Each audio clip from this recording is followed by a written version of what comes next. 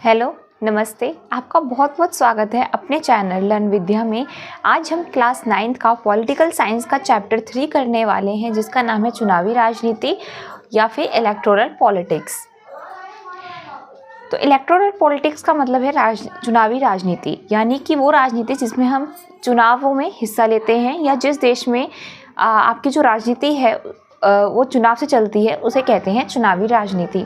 तो इसमें बेसिकली हम पूरा चुनाव देखेंगे कि चुनाव क्या होते हैं, चुनाव क्यों ज़रूरी होते हैं, या फिर इंडिया में किस तरीके से चुनाव होते हैं, चुनाव कराते वक्त क्या क्या परेशानियां आती हैं, कौन हमारे यहाँ चुनाव कराता है या उसका क्या रेशियो होता है, विधानसभा में कितनी सीटें होती हैं, लोकसभा में कितनी सीटें होती हैं, अगर किसी को चुनाव लड़ना है तो उसके लिए उसकी क्या एलिजिबिलिटी होनी चाहिए। ये पूरी बातें हम चुनावी राजनीति में पढ़ेंगे। तो मैं एक एक टॉपिक करके आपको समझाते चली जाऊंगी। तो पहला टॉपिक हमारे में आता है चुनावी राजनीति में हमें चुनाव की आवश्यकता क्यों है। हमें चुनाव की आवश्यकता क्यों है? आप जैसे कि जानते हैं कि जिस देश में लोकतंत्र है वहाँ ज़्यादा चुनाव तो लड़े ही जाते हैं। हमारे पूरे विश्व में 100 से ज़्यादा ऐसे देश हैं जहाँ पर लोकतंत्र है और वहाँ पर चुनाव द्वारा ही लोग अपने प्रतिनिधि को चुनते हैं। तो हमें चुनाव की आवश्यकता क्यों है, हमें चुनाव की ज़रूरत क्यों है, जिससे कि हम अपने मनपसंद प्रतिनिधि को चुन पाए। अगर चुनाव ही नहीं होंगे तो हमें ऑप्शंस नहीं मिलेंगे ज़्यादा मंत्रियों के, और ना ही हमें पता चलेगा कि कौन सा मंत्री कितना अच्छा है या कौन सा नेता हमारे लिए ज़्यादा अच्छा है। तो हम चुनाव कैसे करेंगे? तो चुनाव हमारे लिए इसलिए ज़रूरी है ताकि हम अपनी पसंद के नेता को चुन पाएँ। तो इसलिए हमें चुनाव की ज़रूरत होती है। फिर चुनाव में हमें क्या क्या विकल्प मिलते हैं, मतलब चुनाव में हम चुनाव देते क्यों हैं, हम क्या चुनाव करते हैं, क्या देखना चाहते हैं। हम चुनाव करते हैं एक ऐसे व्यक्ति का जो हमारे इस पूरे देश की व्यवस्था को संभाले, राजनीतिक व्यवस्था को संभाले, आर्थिक व्यवस्था को संभाले, सुरक्षा व्यवस्था को संभाले। एक ऐसा हम अपने लिए प्रतिनिधि का चुनाव करते हैं। साथ में एक ऐसे प्रतिनिधि का चुनाव करते हैं जो हमारे लिए बड़े बड़े फैसले ले, हमारे बड़े बड़े फैसलों का निर्णय ले सके। एक ऐसे प्रतिनिधि का चुनाव हम करते हैं। उसके बाद एक ऐसे प्रतिनिधि का चुनाव हम करना चाहते हैं इस चुनाव के ज़रिए जो हमारे देश को एक अच्छा मार्गदर्शन दे, हमारे देश को एक विकसित देश बनाए और हमारे देश को एक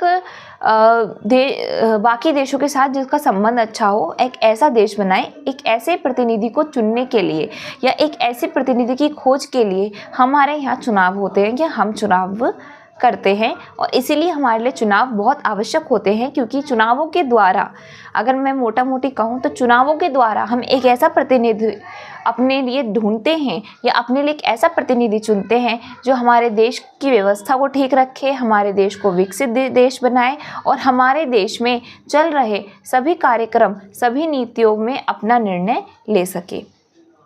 फिर बात करते हैं कि क्या चुनाव लोकतांत्रिक हो सकता है या चुनाव लोकतांत्रिक है? तो बिल्कुल है।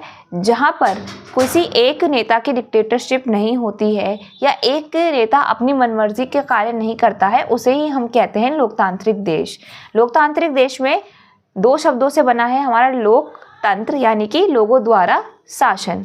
तो चुनाव भी हम लोगों द्वारा ही होता है। जो देश की आम जनता होती है वही नेताओं को या फिर अपने मनपसंद नेता को वोट डालती है। तो इसलिए हम बिल्कुल कह सकते हैं कि जो चुनाव है वो एक लोकतांत्रिक प्रक्रिया ही है। साथ ही यहाँ पर हमें कोई ज़बरदस्ती नहीं होती कि हमें पर्टिकुलर ही किसी एक विशेष नेता को वोट देना है। वो हमारी मर्ज़ी है, वो चाहे किसी भी पार्टी का हो सकता है। ज़रूरी नहीं है कि हम सत्तारूढ़ वाली पार्टी को ही अगली बार जिता दें। इसका कुछ भरोसा नहीं होता अगले 5 साल बाद किसकी पार्टी सरकार बनाएगी। ये सारा कुछ सिर्फ जनता के वोटों पर ही निर्धारित होता है। साथ में हम कैसे कह सकते हैं कि चुनाव लोकतांत्रिक है? क्योंकि ये हर एक 5 साल बाद, 5 साल के अंतराल के बाद हर 5 साल बाद चुनाव होते हैं। तो ये एक कंटिन्यूस चलने वाली एक प्रक्रिया है जो हर 5 साल बाद होती है। आपको पता है हर 5 साल बाद चुनाव होते हैं। जैसे अब 2024 में फिर से चुनाव है, प्रधानमंत्री यानी कि लोकसभा का चुनाव है। तो ऐसे ही फिर अगले 5 साल बाद चुनाव होंगे। तो इससे क्या है, एक रेगुलरिटी बनी रहती है कि 5 साल बाद, और एक सरकार को दबाव रहता है या सरकार पर प्रेशर रहता है कि आपको इस 5 साल में आपको जनता ने चुना है तो आपको कार्य करना है। अगर आप 5 साल में कार्य नहीं करेंगे तो अगले 5 साल बाद आपकी सरकार फिर से नहीं आ पाएगी। तो जो नेता जो सरकार चाहती है कि अगले 5 साल बाद फिर से वो आए या फिर से उसकी सरकार बने, वो सत्ता में रहे, तो वो कार्य भी करती है। तो इसलिए हम कह सकते हैं कि सही में ये लोकतांत्रिक है, क्योंकि यहाँ पर लोगों का ही शासन चलता है। लोग जिसे चुन लेते हैं वही हमारे नेता के रूप में या हमारे देश के प्रतिनिधि के रूप में हमारे देश का मार्गदर्शन करता है। साथ ही चुनाव स्वतंत्र और निष्पक्ष तरीके से कराए जाते हैं, इसीलिए भी हम कह सकते हैं कि जो चुनाव है वो लोकतंत्र है। निष्पक्ष और किस तरीके से, निष्पक्ष और स्वतंत्र तरीके से कैसे हम कह सकते हैं, क्योंकि यहाँ पर चुनाव कराने की जो जिम्मेदारी होती है वो चुनाव आयोग की होती है, जिसे हम इलेक्शन कमीशन कहते हैं। जो इलेक्शन कमीशन है वो एक स्वतंत्र संस्था है, यानी कि उस पर किसी भी सरकारी पार्टी का या किसी भी सरकारी नेता का या अधिकारी का कोई प्रभाव नहीं पड़ता है। वो अपने आप स्वतंत्र होती है। चुनाव की डेट्स से लेकर चुनाव की घोषणा तक, साथ ही चुनाव परिणाम की घोषणा तक सभी जो कार्य हैं चुनाव आयोग खुद करते हैं। चुनाव आयोग के जो अध्यक्ष होते हैं उनकी जो नियुक्ति होती है वो हमारे राष्ट्रपति द्वारा की जाती है। इसीलिए ये पूरी तरीके से एक स्वतंत्र संस्था होती है जो पूरी तरह से निष्पक्ष चुनाव कराने में अपनी भूमिका निभाती है। तो आपने देखा होगा कि कई बार ये बात भी सामने आती है कि जो पार्टी हैं वो कभी कभी ये आरोप भी लगा देती है कि फलाना पार्टी ने पैसे दे दिए, फलाना पार्टी ने जो मतदाता थे उन्हें खरीद लिया, या फलाना पार्टी ने कुछ गड़बड़ी कर दी। तो इस तरीके से ये जो होते हैं, इस तरीके से जो हमारे चुनाव हैं वो कहीं ना कहीं मैल प्रैक्टिसेस में चले जाते हैं। लेकिन ये ऐसा ना हो, और हमारे यहाँ चुनाव एक बहुत बड़ा त्यौहार रूप में मनाया जाता है। भारत में तो चुनाव एक फेस्टिवल के रूप में मनाया जाता है। जब भी चुनाव आते हैं तो क्या होता है, हर जगह बस चुनाव की प्रचार प्रसार कर रही है, अलग अलग पार्टीज़ आती हैं, अपने अपने मतदाताओं को जोड़ने की कोशिश करती हैं, और हर जगह सिर्फ नारे ही नारे सुनाई देते हैं। कभी किसी पार्टी के नारे सुनाई देते हैं, कभी किसी पार्टी के नारे सुनाई देते हैं। सब अपना मैनिफेस्टो जारी करते हैं, यानी घोषणा पत्र जारी करते हैं, लोगों को लुभाने की कोशिश करते हैं कि लोगों के लिए वो कार्य करें, वो घोषणा पहले करते हैं जिससे कि लोग उनके प्रति आकर्षित हो और उनकी पार्टी को वोट जाए। तो हमारे यहाँ तो चुनाव एक त्यौहार की तरह, एक उत्सव की तरह होता है भारत में, क्योंकि भारत एक बहुत बड़ा लोकतांत्रिक देश है।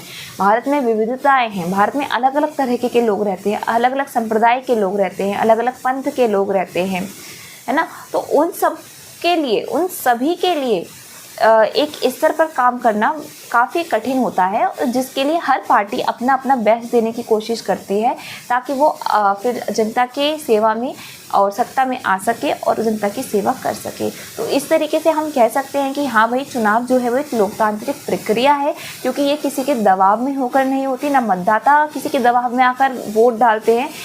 मतदाता अपनी मर्जी से वोट डालते हैं। मतदाता को कोई नहीं कह सकता कि भाई तुम उसे ही वोट डालना, नहीं तो देखना मैं तुम्हारा क्या करूँगा। सरकार को कुछ पता नहीं होता, यहाँ तक कि उन अधिकारियों को कुछ पता नहीं होता जो वहाँ बैठे होते हैं कि मतदाता ने पर्टिकुलर किस पार्टी को वोट दिया है। सॉरी। अब बात करते हैं, क्या राजनीतिक प्रतिस्पर्धा होनी चाहिए या होना अच्छा है? चुनावी प्रतिस्पर्धा यानी कि कंपटीशन, इलेक्शन कंपटीशन होना क्या अच्छा है? इसका मतलब ये है कि 2 या 3-4 पार्टियों में एक इलेक्शन के लिए कंपटीशन होना क्या अच्छा है, क्या ज़रूरी है, क्या इसके कोई साइड इफ़ेक्ट्स है? तो मैं बता दूं कि जो चुनाव है वो अपने आप में ही कंपटीशन है। चुनाव है ही एक कंपटीशन। एक क्षेत्र से मान लीजिए 4 लोग खड़े हैं, उस क्षेत्र के सांसदों का चुनाव हो रहा है, और एक क्षेत्र से 4 सांसद खड़े हैं, चारों अलग अलग पार्टीज़ के हैं। और आपने देखा होगा अपने यहाँ भी, अगर जब चुनाव होते हैं तो आपके क्षेत्र में सभी पार्टी जीत जान लगा देती है कि उसकी पार्टी जीते और वहाँ से उसकी पार्टी जीत हासिल करे। इसके लिए तो ये कंपटीशन अच्छा है, बिल्कुल अच्छा है। क्यों अच्छा है? अगर कंपटीशन नहीं होगा, अगर किसी में कोई प्रतिस्पर्धा ही नहीं होगी, तो किस तरीके से हम ये जान पाएंगे कि कौन सी पार्टी अच्छी है या कौन सी पार्टी कितना अच्छा काम करेगी हमारे लिए, है ना। तो कभी कभी आपने देखा होगा कोई कैसे वादे करता है, कोई कैसे वादे करता है, कोई कहता है कि हम आप हमें वोट दो, हम कर्ज माफ़ करा देंगे, आप हमें वोट दो, हम लोन माफ़ करा देंगे, आप हमें वोट दो, हम सिलेंडर सस्ता कर देंगे, आप हमें वोट दो, हम सब्जियों के दाम सस्ते कर देंगे, आप हमें वोट दो तो हम पढ़ाई को लेकर कुछ करेंगे, एजुकेशन सिस्टम में कुछ करेंगे। तो इस तरीके से कंपटीशन रहता है कि कौन ज़्यादा अच्छे अच्छे ऑफर्स या कौन अच्छी अच्छी घोषणाएं या नीतियाँ हमारे देश के लिए लेकर आता है, और जिससे जनता सबसे ज़्यादा खुश हो जाती है और उस जनता को लगता है कि नहीं, ये वाली जो नीतियाँ हैं वो हमारे लिए सबसे अच्छी हैं, ये हमारे देश का विकास करेंगी, या हमारा विकास करेंगी, हमारे आने वाले बच्चों का विकास होगा इस नीतियों से। उस पार्टी को या उस उम्मीदवार को वो वोट देकर विजयी बनाती हैं। इसके अलावा हम ये भी कह सकते हैं कि लोग कभी कभी पर्टिकुलर पार्टी को और वहाँ उसके द्वारा खड़े किए गए उम्मीदवार को भी अलग अलग करके देख सकती है। जैसे कि मान लीजिए ओवरऑल कोई एक पार्टी बहुत अच्छा काम कर रही है और बहुत अच्छा, मतलब सब वो उस पार्टी से बहुत खुश है और लोग चाहते भी हैं कि भाई वही पार्टी सत्ता में आए। लेकिन मान लीजिए मेरे क्षेत्र से उसी पार्टी का जो बहुत अच्छा काम कर रही है और बहुत अच्छे से सब कुछ संभाल रही है और मैं चाहती हूँ कि वही पार्टी सत्ता में आए, लेकिन मेरे क्षेत्र में उसी पार्टी का जो उम्मीदवार खड़ा है मैं उसे पसंद नहीं करती हूँ या मुझे नहीं लगता कि वो हमारे क्षेत्र में अच्छा काम कर पाएगा, तो मैं दूसरे पार्टी के उम्मीदवार से उसका कंपैरिजन करके देखूँगी कि भाई पार्टी तो अच्छी है ओवरऑल, लेकिन मेरे लिए मेरे लिए जो काम करेंगे, मेरे क्षेत्र के लिए जो काम करेंगे, वो तो एक पर्टिकुलर ये इंसान है जो उस पार्टी की तरफ से उम्मीदवार खड़ा हुआ है, तो वो उस पार्टी के जो प्रतिनिधित्व हैं वो तो नहीं आएंगे क्षेत्र का काम करने के लिए। पार्टी के उम्मीदवार के रूप में जो वहाँ खड़ा है वही हमारे क्षेत्र का काम करेगा, और अगर वही करप्टिव है, वही भ्रष्टाचारी है, तो वो किस तरीके से हमारे यहाँ काम करेगा। इसीलिए जो आम जनता है वो ये तो देखती है कि पार्टी कौन सी आनी चाहिए, साथ ही वो ये भी देखती है कि हमारे यहाँ पर्टिकुलर कौन से उम्मीदवार द्वारा अच्छा कार्य किया जाएगा और किस पार्टी के उम्मीदवार को हमें विजयी बनाना है। तो राजनीति में प्रतिस्पर्धा होना अच्छा है, जिसकी वजह से हम ये पता लगा सकते हैं कि कौन सा एक जो उम्मीदवार है वो हमारे लिए अच्छा काम करेगा, और इसलिए इसके लिए जो नेता होते हैं उनमें होड़ भी लगी रहती है। बहुत अच्छी अच्छी नीतियाँ, बहुत अच्छी अच्छी घोषणाएं हमारे सामने निकल के आती हैं। कभी कभी प्रतिस्पर्धा नेगेटिव रूप भी ले लेती है, नकारात्मक रूप भी ले लेती है, जिसकी वजह से जो लोग हैं, जो नकारात्मकता होती है वो किस तरीके से सामने आती है। जैसे कि कभी किसी के पार्टी नेता ने किसी और पार्टी के नेता को, यानी कि अपनी अपोनेंट पार्टी पर कोई झूठा इल्ज़ाम लगा दिया, कंपटीशन करने के चक्कर में किसी पर झूठा इल्ज़ाम लगा दिया, किसी पर कोई केस था, कोई झूठा केस लगा दे जिसकी वजह से भाई वो हट जाए, वो खारिज हो जाए, उसका नामांकन खारिज हो जाए और उस तरह के कंपटीशन से जीता जा सके। तो ये कंपटीशन जब तक आपके पॉजिटिव में है, यानी कि जब तक जनता के हक में है, तब तक तो ठीक है। लेकिन अगर नेता लोग इस कंपटीशन को अपने लिए यूज़ करते हैं कि वो जीत जाएं, वो सत्ता में आ जाएं, तो वो कहीं ना कहीं गलत तरीके से हो जाता है। तो ओवरऑल तो यही है कि राजनीति में या चुनाव में प्रतिस्पर्धा होना बहुत बहुत बहुत अच्छा है, जिसकी वजह से लोगों में ये विश्वास जागता है, लोग ये जान पाते हैं कि हाँ, हमारे लिए कौन सा प्रतिनिधि या कौन सा उम्मीदवार अच्छा है और कौन हमारे लिए काम करेगा। इसके बाद आता है कि हमारी चुनाव प्रणाली क्या है, यानी कि भारत की चुनाव प्रणाली क्या है, भारत का इलेक्शन सिस्टम क्या है, हमारे यहाँ इलेक्शन किस प्रकार से होते हैं, कब होते हैं, कितने चरणों में होते हैं, कौन कौन से इलेक्शन हमारे यहाँ होते हैं। तो हमारे यहाँ जो इलेक्शंस होते हैं ना, वो हर 5 साल बाद होते हैं। हर 5 साल बाद आप जो प्रतिनिधि, चुने हुए प्रतिनिधि होते हैं, उनका कार्यकाल समाप्त हो जाता है और फिर से 5 साल बाद चुनाव होते हैं और फिर से लोग वोट देते हैं और फिर कोई एक पार्टी जीतकर सामने आती है जो पूरे अगले 5 वर्ष के लिए हमारे देश पर या हमारे राज्य पर आकर उसका मार्गदर्शन करती है। तो हमारे यहाँ सभी जो निर्वाचन क्षेत्र हैं वहाँ पर एक ही समय पर या अलग अलग समय पर तो नहीं, एक समय पर अलग अलग दिन हो सकते हैं, एक दिन पे तो नहीं हो सकते, अलग अलग दिन पर चुनाव होते हैं। जैसे कि अभी आपके पिछले महीने चुनाव गए थे, 4 राज्यों के चुनाव हुए थे, राजस्थान, मध्य प्रदेश, छत्तीसगढ़ और तेलंगाना में चुनाव हुए थे। अब ज़रूरी नहीं है कि सब जगह चारों राज्यों में जो चुनाव है वो एक ही दिन हुए हों, लेकिन एक ही समय पे, यानी कि 5 साल बाद जब पूरे हो जाते हैं तब ये चुनाव होते हैं। तो ऐसे जो चुनाव हैं इसी सिस्टम को हम कहते हैं चुनाव, और हमारे भारत में हर 5 साल बाद चुनाव होते हैं। हमारे यहाँ जो हर 5 साल बाद चुनाव होते हैं जिनकी रेगुलरिटी बनी रहती है, मतलब हर 5 साल बाद जो चुनाव होते हैं उन्हें आम चुनाव कहा जाता है, यानी कि जनरल इलेक्शन कहा जाता है।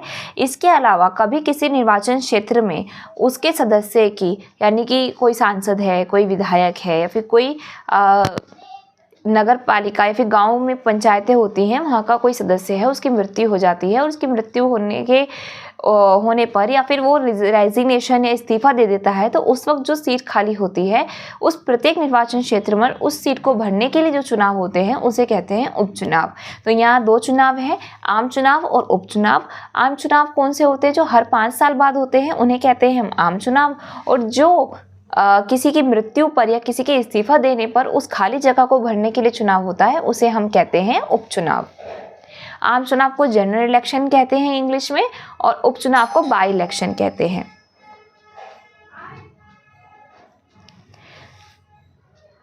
फिर आता है हमारा चुनावी निर्वाचन क्षेत्र। चुनावी निर्वाचन क्षेत्र क्या है कि चुनाव के उद्देश्य से हमारे भारत के विभिन्न राज्यों को छोटे छोटे क्षेत्रों में, जिन्हें निर्वाचन क्षेत्र कहा जाता है, उसमें बांट दिया जाता है, जिससे कि क्योंकि पॉपुलेशन ज़्यादा है हमारे भारत देश की, तो इसलिए छोटे छोटे क्षेत्रों में हमारे भारत के राज्यों को बांटा जाता है, जिसकी वजह से उस प्रत्येक निर्वाचन क्षेत्र से एक प्रतिनिधि चुनकर आ सके, ताकि उस निर्वाचन क्षेत्र पर ज़्यादा ध्यान हो सके। उस एक निर्वाचन क्षेत्र में एक विधायक होगा, एक सांसद होगा, है ना। तो इस तरीके से निर्वाचन क्षेत्र बांटे जाते हैं। चुनाव के लिए निर्वाचन क्षेत्र छोटे छोटे भागों में बांटे जाते हैं। तो हमारे यहाँ लोकसभा और विधानसभा के चुनाव होते हैं। लोकसभा प्रधानमंत्री के चुनाव होते हैं और विधानसभा मुख्यमंत्री के चुनाव होते हैं। तो हमारे लोकसभा में चुनाव में भारत जो कुल निर्वाचन क्षेत्र हैं वो है 543। हमारे कुल निर्वाचन क्षेत्र हैं लोकसभा में कितने? 543। इसमें से जो 84 सीटें हैं, यानी कि 84 जो सीटें हैं वो एससी कैंडिडेट्स के लिए रिजर्व हैं, और 47 जो सीटें हैं वो एसटी यानी कि अनुसूचित जनजातियों के लिए रिजर्व्ड है। अभी जो आया है वो ओबीसी के लिए और महिलाओं के लिए भी कुछ सीटें रिजर्व की गई हैं, और जो सीटें जिस कैटेगरी के लिए या जिस पर्टिकुलर जेंडर के लिए, यानी कि महिलाओं के लिए जैसे सीटें रिजर्व हैं, और वो रिजर्वेशन पे चुनाव के लिए खड़े भी वही लोग होंगे। यानी कि जैसे समझिए एक पर्टिकुलर क्षेत्र है और वहाँ पर वो एससी कैंडिडेट्स का रिजर्व सीट है, तो उस पर जो कैंडिडेट्स खड़े होंगे ना वो सभी एससी होंगे, और उन्हीं एससी कैंडिडेट्स में से कोई एक जो कैंडिडेट है वो उस सीट पर बैठेगा या फिर उस सीट को जीतेगा। फिर आपकी बात आती है मतदाता सूची पर। क्या होती है मतदाता सूची? मतदाता सूची आपको पता है हमारे भारत देश में हर 18 साल का या 18 साल से ऊपर का कोई व्यक्ति, चाहे वो महिला हो, चाहे पुरुष हो, चाहे अन्य किसी कोई धर्म से हो या फिर कोई पंथ से हो, कोई भी हो, 18 साल से ज़्यादा का जो व्यक्ति होगा, जो हमारे देश का निवासी है, हमारे देश की उसके पास भारत नागरिकता है, वो हमारे चुनाव में वोट डाल सकता है। तो ऐसे लोगों की जो एक सूची होती है जिसमें नाम होता है कि कौन कौन भैया चुनाव में वोट डाल सकता है, उसका नाम, उसके माता पिता का नाम, उसका घर का एड्रेस, उसका फ़ोन नंबर, उसकी पूरी जानकारी जिस सूची में होती है उसे ही कहते हैं मतदाता सूची। जब चुनाव होते हैं तो चुनाव होने से पहले जो इलेक्शन कमीशन होता है, चुनाव आयोग होता है, वो मतदाता सूची को जारी करता है, और फिर जो चुनाव होने से कुछ दिन पहले या कुछ हफ्ते पहले हर निर्वाचन क्षेत्र में जो अधिकारी हैं वो जाते हैं, घर घर जाते हैं और लोगों से पूछते हैं कि आपके यहाँ फलाना इस नाम के कोई व्यक्ति रहते हैं, और ये व्यक्ति रहते हैं, ये व्यक्ति रहते हैं। क्यों पूछते हैं?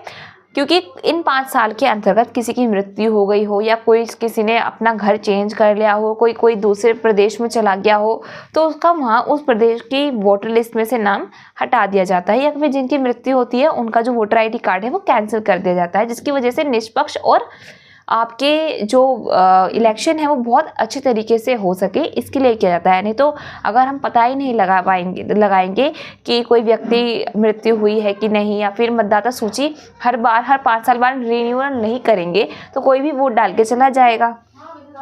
तो इस चीज़ को लेकर कि हमारे जो वोटिंग है या हमारा जो चुनाव है वो पूरी तरीके से निष्पक्ष तरीके से हो, इसके लिए मतदाता सूची को जारी किया जाता है। ठीक है, तो मतदाता सूची के लिए आपको पता है एक पहचान पत्र होता है, आप सबने देखा होगा अपने घर में, अपने माता पिता का देखा होगा, अपने भाई बहनों का देखा होगा, बड़े भाई बहनों का जो 18 वर्ष या 18 वर्ष से ऊपर के हैं उनका पहचान पत्र बनता है, जिसे हम वोटर आईडी कार्ड भी कहते हैं, इसे एपिक भी कहते हैं। एपिक मीन्स क्या होता है? EPIC जानते हैं क्या होता है EPIC? अगर जानते हैं तो कमेंट सेक्शन में ज़रूर लिखिएगा कि EPIC यानी एपिक का मतलब क्या है। और अगर आपको नहीं पता होगा कि एपिक की जो फुल फॉर्म है वो क्या है, तो मैं आपको शॉर्ट वीडियोस में या शॉर्ट्स में मैं आपको बता दूंगी कि EPIC यानी कि एपिक का मतलब क्या होता है। तो आई होप कि आपको समझ में आ गया होगा कि जो जो हमने अभी टॉपिक्स पढ़े हैं, पूरा चैप्टर अभी अगर आपको पढ़ा दूंगी तो आपको समझ में भी नहीं आएगा और बहुत लंबा हो जाएगा। ताकि मैं अभी इतने टॉपिक इसलिए पढ़ाएं ताकि आप वीडियो को स्किप करके ना देखें। कुछ बच्चे होते हैं उन्हें बड़ी वीडियो दिखती है तो वो स्किप करके देखते हैं, तो आपको स्किप करके नहीं देखना है, क्योंकि अगर आप स्किप करके देखेंगे तो आपको समझ में नहीं आएगा, आपके जो कॉन्सेप्ट्स हैं वो क्लियर नहीं होंगे। और मैंने कोशिश किया कि मैं आसान से आसान भाषा में आपको समझा सकूं। तो हमने एक बार देख लेते हैं हमने कौन कौन से टॉपिक्स को कर लिया है कवर। हमने पढ़ा हमें चुनाव की आवश्यकता क्यों होती है, फिर हमने पढ़ा कि क्या चुनाव एक लोकतांत्रिक व्यवस्था है, फिर हमने पढ़ा क्या राजनीति में या चुनाव में प्रतिस्पर्धा होना अच्छा है, फिर हमने देखा कि हमारी चुनाव प्रणाली क्या है, फिर हमने देखा चुनावी निर्वाचन क्षेत्र क्या है, फिर हमने आरक्षित निर्वाचन क्षेत्र के ऊपर भी बात करी कि जो निर्वाचन क्षेत्र हमारे आरक्षित होते हैं, और उसके बाद हमने बात करी मतदाता सूची पर। तो आज के लिए इस चैप्टर में हम सिर्फ इतना ही पढ़ते हैं। अगर आपको इस चैप्टर से रिलेटेड कोई और क्वेरी है या जो मेरा समझाया हुआ है आपको कहीं समझ में ना आया हो, तो आप मुझे कमेंट सेक्शन में लिखकर ज़रूर बताइए और इस चैनल को ज़्यादा से ज़्यादा शेयर कीजिए इसी तरह आसान लैंग्वेज में पढ़ने के लिए। और अगर आपको नोट्स चाहिए तो आप मुझे प्लीज़ बताइएगा कि आपको नोट्स भी चाहिए, तो मैं नोट्स भी आपको अवेलेबल करा दूँगी।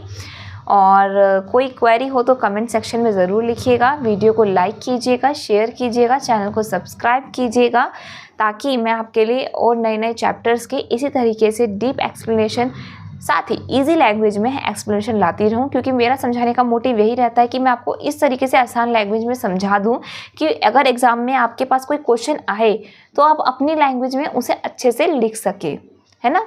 तो इसीलिए मेरा यही पहला ध्यान तो यही रहता है कि मैं आपको आसान से आसान शब्दों में समझाने की कोशिश करती हूँ।